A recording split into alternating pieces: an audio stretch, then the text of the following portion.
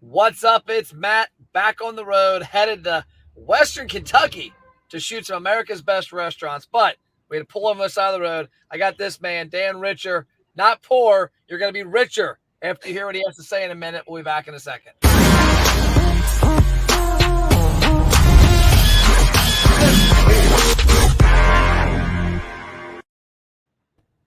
Dan, you are my, I think, second ever episode where I'm on the side of the road. It happens. But I found a good signal. So, Dan, I guess first, I got the book here, The Joy of Pizza. And who the hell doesn't love pizza, by the way? Exactly. If you don't, you need to, you're un-American, you're unhuman. So Yes. tell us about who you are, your background, what you do, and the motivation behind the book, and then we'll ask a couple questions. Yeah, my name is Dan Richer. I own Razza, which is a pizzeria in Jersey City, New Jersey. We specialize in pizza. I've been making pizza for since 2003, and I am more engaged with the process of making pizza now more than I ever have been. We're constantly trying new things to stay engaged, to keep my team engaged, and to learn things. So the book came out in November, and immediately after it came out, I changed everything at the restaurant. All of our dough recipes completely changed. Wow. Now we use a set of blueprints for what we're shooting for. So the result of our trials is always the same, right? We're always shooting for specific characteristics in the final pizza, but there's a million ways to get to the same place. And the more we travel down these different roads, we just make discoveries along the way, and it leads us further down the path. And you're why I love independent operators. So our brand, America's Best Restaurants, we don't know each other well. We've conversed online, but we've got a marketing side of our company that works with restaurants nationwide, and we have the media side, which I'm with right now. I got my man Austin, one of our photographers. There's a couple people back there. It looks like we're human trafficking people. And we travel the country. We have two Mercedes vans like this. We're on our way to shoot some restaurants tonight and tomorrow. But we deal almost exclusive with independents. So what I love about, especially in the pizza world, is that unfortunately, I would be willing to bet probably 50 to 60% of the pizza eaten in America is not independent. And it's cooked up somewhere in a conference room, and it might take a year or two for that recipe to change and work its way across 1,000 locations. But a guy like you can interact with your customers, find a better way, get your team involved, and quickly turn around a much better product. Exactly. Yeah, we're very agile because of our size being so small. So like an instance like the pandemic, where we had to completely alter our entire business, we're able to do that because we have the agility of being rather small. Yeah.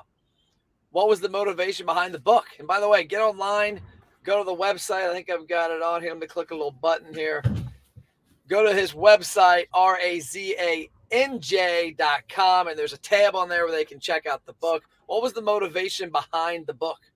So I've been making pizza for close to 20 years, and I've made all of these discoveries about pizza in general, and I wanted to share it. I wanted to share the knowledge that I've built up over the years with the entire pizza community, with home bakers and cooks alike. So it should hopefully influence professionals to make their pizza more consistent, higher quality. But we broke down the steps of the process, and there's probably 30 different steps to making great pizza. And we broke it down to their most elemental functions and explained why you have to perform this process or why you should use this kind of ingredient. Yeah. Really just wanted to share the information. How important is water source for the Dell? Water source, as long as it is potable water. Okay. If it's clean drinking water, you can make great pizza with it. That's such a misnomer in the pizza world. I have a beverage company. It's a nutritional drink that I've drank for, 10 years. And about 4 years ago, they switched factories that make it. Now, granted, the water is a pretty big part of a drink, obviously. But it was wild because I was amazed at how different the flavors tasted. And I was like, hey, man, I think something's wrong with the drink. He's like, no, we switched factories. It's just a different water source and tastes a little different. So I always wondered how important that was with regards to the dough and some of that stuff. Yeah. Now listen, if you switched factories, there's so many other factors that could be attributed to why the product tastes different. It might be something in the process, it might be new machinery. Like that is a big thing. Like when I make pizza at home with a bowl and a spoon to mix my dough, it's completely different than what we do at the restaurant with a big mixer. Now we just expanded the footprint of our restaurant and we bought all new equipment. Okay. Our pizza changed, right? Because we're using new tools, new technology, and to fine tune those details takes a little bit of time. One of the things to me, you mentioned you switched your equipment. Did you switch how it was cooked from a standpoint of the flame and how the heat was done? No, the ovens didn't change. It's really the room that we're mixing in is now temperature controlled. Okay. Our mixer, we scaled up from a very small mixer that took about 6 hours to produce our dough to a mixer that can produce a large quantity in a fraction of the time. Okay. So it just takes some time to get used to.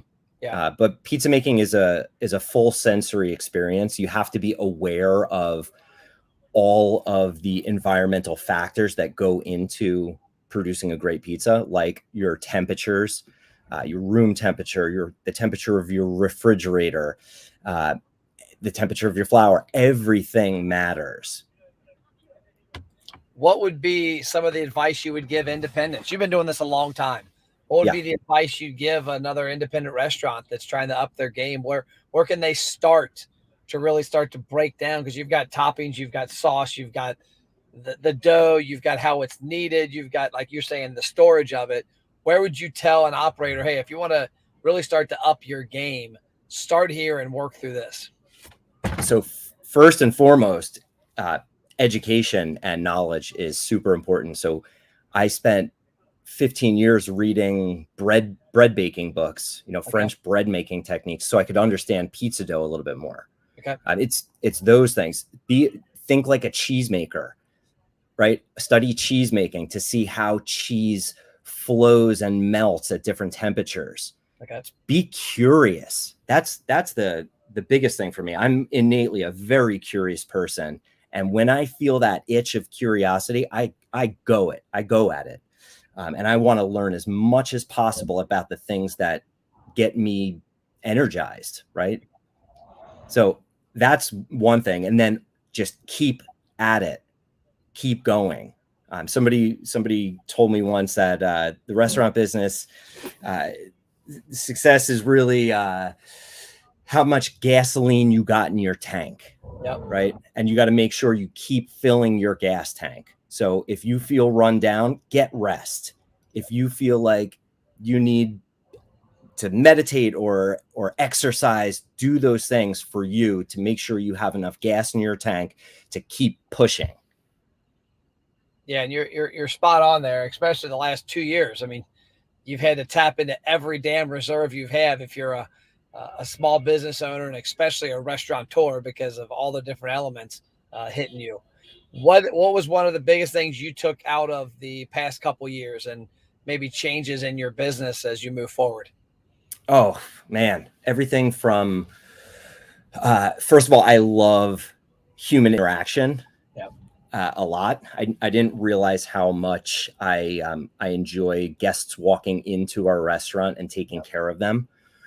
How much it fills our gas tanks up as cooks and as bakers. And as servers and hosts, that fills our gas tank, right? Human interaction and genuinely being able to care for someone, even if it's just for an hour of their lives, and making them happy for an hour is a huge sense of happiness for me. Yeah, and I heard a lot of my friends that said that they're lifelong servers, and all of a sudden they went for a year where they weren't really serving the people. They were serving the product to a bag, to a counter, out a window with people with masks on. Like I couldn't tell if they were smiling, if they were happy. And Yeah. that was definitely a tough thing. Yeah. It's, it was definitely different. It was, for us, pizza is great. You know, it's great in a box. It's not quite as good in a box, but during a pandemic, you do whatever you need to do. And, you know, it's so much more rewarding when you get to interact with the person eating the food. Oh yeah, I agree. Especially I think pizza and French fries and a few items like that are just a steak is much better on that plate out of the kitchen than it is in some styrofoam. Were there Oh yeah. any tips or tricks that you did learn? Like, hey, moving forward, you're going to have a lot more carry out and to go pizza than you Yeah. did 2, 3 years ago. Anything you learned that allowed you to make a better product for the person when they got home to eat it? Yeah. Just that takeout is not going anywhere for our business. It was less than 5% of our business pre-pandemic, and then it went to 100%. Yep. And now that our dining room is back open, we're somewhere at a 60-40 split. But it's never going anywhere. We adapted through third-party delivery services like Uber Eats and online ordering. We never had online ordering pre-pandemic, Yep. but we made that transition within a week, and it's just not going anywhere. What has you excited about the future? What's something you've got going on that you can't wait to do more and more of? Oh man, all of it. All of it. I feel like one of the luckiest people out there because I found a profession that it doesn't ever feel like work. It satisfies me on so many levels that I have no intention of ever stopping, and I'm continuously pushing through, you know, creatively, coming up with new dishes, working with new farmers on ingredients for our pizza and our other items. We make our own butter at the restaurant. We have, yeah, because pizza fundamentally is a flatbread with condiments baked onto it, right? That's my broad definition of what pizza is. So, and I'm always in search of simplicity. So if I can break something down into its most elemental roots, I'm going to do that. And I just thrive on the simplicity. So the most simple form of bread with condiment is bread and butter. Yeah. And through researching pizza dough, I learned how to make really great bread because I studied fermentation. And then once you start studying fermentation regarding one item like wheat, you kind of want to ferment everything. So I started making my own pickles, beer, yogurt, creme fraiche. And then I was like, well, if I'm making my own creme fraiche, I could just churn that creme fraiche into butter. And now we're making fermented butter. It's cultured butter. Wow. Yeah, it's awesome. We've been doing it for 10 years. We get grass-fed cow's cream from Pennsylvania. And because these cows are eating what cows are supposed to eat, we can actually see the seasonality of our butter change based on what the cows are eating. So right now in New Jersey, fresh grass just started growing, and my landscapers at my house just started cutting my grass. Yep, same here. This week, our butter changed from this pale off-white color to bright yellow because all that chlorophyll and those nutrients in the grass that the cows are eating can be seen and tasted in our butter. Wow. It's amazing. It's just crazy. And that's why I like talking to not only independent operators, but independent artisans, people that study their craft, that are serious about it, that aren't just looking for the next way to save 5 cents on cheese on their pizza, but they're looking at how do they create a badass product that is going to put a smile on people's face and exactly enjoy it. And we're not looking for the next hot restaurant concept to come out. You know, we're not jumping on the bandwagon of whatever's popular, right? We just want to make people happy. And that's the fundamental goal about what we do at the restaurant and what we put in the book is like, the better our pizza is, the happier our guests are. Yeah. Right. So let's really try to make the best possible pizza because then we'll make the most amount of people happy. Yeah. Oh, for sure. And restaurants. So you got in the business 19 years ago. Same exact brand. No, I had a restaurant. I bought a failing restaurant in 2006. I owned it for 10 years, and I sold it about 5 years ago. So I was running the two restaurants at the same time, and I was not happy at Yeah. all because I wasn't deeply connected with my team. I wasn't part of either team because I was kind of shuffling between the two. I was trying to be in too many places, and that's not, it didn't make me happy. So I sold the successful restaurant, focused in Jersey City, because we were struggling, and I really believed in what we were doing. And 6 months later, we had a line out the door, and it's been great ever since then. Where does the name come from? By the way, if you're watching, this is the name of the restaurant. What part of New Jersey are you guys in? We're in Jersey City. Okay, you're in Jersey. So Yes, you're 8 minutes from Manhattan. You're right there by Buddy, the cake boss guy. Buddy, yeah, he's the best. I stayed at a campground in Jersey City about 7 years ago. It's out by a marina. There's a concrete campground. You can see the Statue of Liberty. We stayed for 2 nights while we were traveling the area. That's amazing. So I was in your backyard. So yeah, where'd the name come from? So Razza means purebred in Italian. Yep. And it's kind of like the reason why some people like poodles and some people like Labradors, right? There's very specific characteristics about a substance or an animal or a plant that kind of define what it is and what makes it special. So it's kind of like the celebration of individuality and uniqueness. Love it. Well, that's the restaurant. You can see on there. I appreciate you joining me on the road, traveling the country. This is the book. Go to the website. Check it out. The Joy of Pizza, Dan Richer. Your taste buds will be richer when you read this book. Dan, I can't wait to get to New Jersey at the Jersey City. And when are you coming? It'll be in the next 6 months, so I can't wait. Let's go. Well, perfect. I appreciate you joining me. Appreciate your time today. Have a amazing rest of your day, and we'll talk soon. Thank you so much for having me. Hey, thanks, Dan.